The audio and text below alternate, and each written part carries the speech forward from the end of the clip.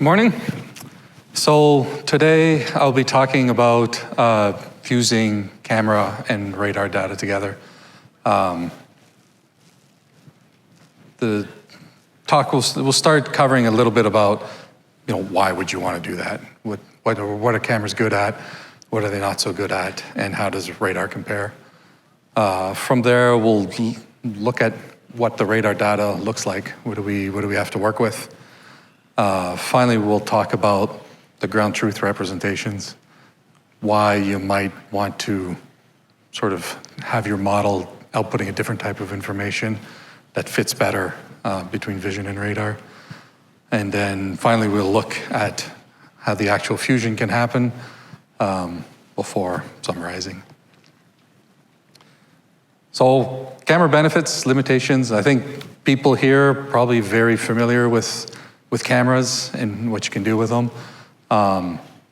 Numerous benefits. Obviously, they can be incredibly high resolution, high frame rates. The color, texture information is really important for image processing applications. But they do have limits. In a blizzard, they don't work so well. If there's mud on the lens, it won't work so well. And other examples, including potential privacy. If we compare to radar,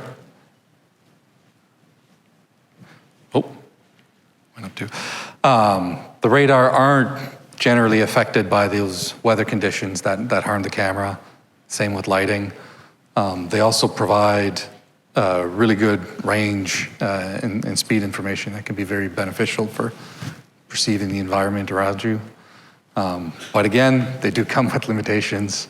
Incredibly low resolution compared to what you get from a camera. Even on the high-end 3D imaging radar, it's not really comparable. No color, no texture. You couldn't tell if somebody was wearing a safety vest or not. It's just not possible. And the data can be difficult to interpret.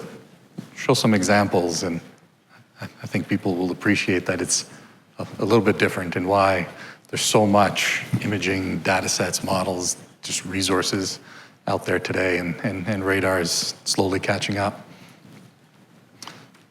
So again, a view of that, where the benefit intersects between the camera and the vision.